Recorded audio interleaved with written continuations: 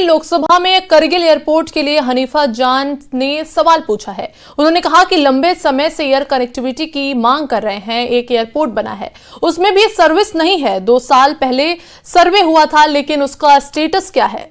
इस पर सरकार की जानिब से जवाब दिया गया कि भारत सरकार करगिल में नागरिकों को एयर कनेक्टिविटी देने की इच्छुक है।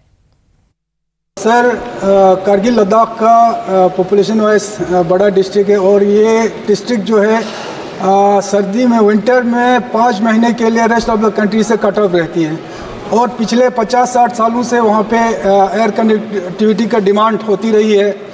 वहाँ पर एक छोटा एयरपोर्ट बनी है, वो भी पिछले 30 सालों से बनी है, वो भी ऑपरेट नहीं है। तो उड़ान स्कीम के तहत 2 बार उस एयरपोर्ट को लिया गया है, उसके बावजूद भी अभी तक वहाँ एयर सर्विस शुरू नहीं है। मेरा ऑनरेबल मिनिस्टर साहब से ये क्वेश्चन है कि पिछले 2 साल पहले करगिल में नए एयरपोर्ट के लिए सर्वे वहाँ पे कंडक्ट हुई थी, लेकिन अभी तक उस सर्वे का कोई अता पता नहीं है। क्या वो सर्वे कंप्लीट हुई है? अगर हुई है तो उसका स्टेटस क्या है? और इसमें आंसर आपने दिया है कि वहाँ पे एक जगह का नाम दिया है, वहाँ फिजिबिलिटी रिपोर्ट नेगेटिव आई है, तो उसके अलावा और भी जगह है वहाँ पे। क्या वहाँ पे सर्वे कंडक्ट करके एयरपोर्ट बनाने का आपका प्लान है? Speaker sir, the government of India has always been interested in opening an airport there in Kargil, sir, with civilian interest. We want civilians to have access to air connectivity from Kargil. And regarding this, we have been trying from our side. The administration, Ladakh administration, has identified certain sites, which is the process where they send us the sites and we do the inspection. And accordingly, Waka Kargil, Turtuk, Dikshit, Nyoma, Padum, Janskar. These are some of the sites which have been offered to us, and we have done thorough inspection, thorough site studies, surveys have been done.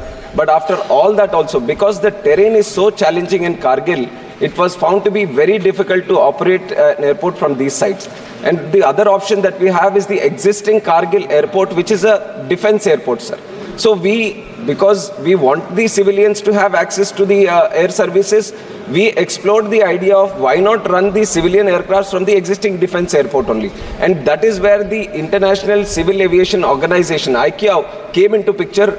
We went to ICAO and we said, why don't you inspect this airport and let us know if there can be civil operations also, and they came into the picture. And once they also did the survey, sir, which is I think what the honorable member is also talking about, they also conducted the study and they also said that it is very difficult to run from here, which is for the narrow body aircrafts, which are A320 and B737. These aircrafts can't run from there.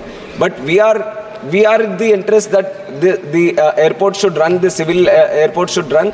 So, and we have put it under the RCS scheme also, sir. We have been trying more and more with the airlines also to run specific routes. But the challenge here is that with the existing airport, even if it is defense, if you want to run civilian aircrafts, we can only run 19-seater aircrafts. So we will work out with the airlines, sir. It is there under the RCS scheme also. 9.2 crore rupees have also been sanctioned. 30 lakh worth of small works like electrical works have also been done there, sir. If some airline says that we are ready to provide connectivity from Kargil to Srinagar or Jammu, then we are ready to do the remaining work and provide it for the civilian purpose also, sir. Honorable member supplementary, please. Sir, ये उड़ान scheme में 2 बार इसको minute बैठिए। माननीय, आप सब नए सदस्य भी आए हैं, हमें सदन का डिसिप्लिन मेंटेन करना चाहिए। आप सप्लीमेंट्री पूछें, उसके बाद आपको देंगे। सर, ये एयरपोर्ट मेरे ख्याल से डिफेंस का नहीं है, ये सिविल एयरपोर्ट है, ये डिफेंस को लीज पे दिया गया है। तो मेरा यही है कि उड़ान स्कीम में इस एयरपोर्ट को 2 बार शामिल करने के बावजूद अभी तक वहाँ पे कोई सिविल एयर सर्विस शुरू नहीं किया गया। क्या इस पे कोई 50-60 सीटर का जो एयरक्राफ्ट को जल्दी से शुरू करने का क्या आपका प्लान है?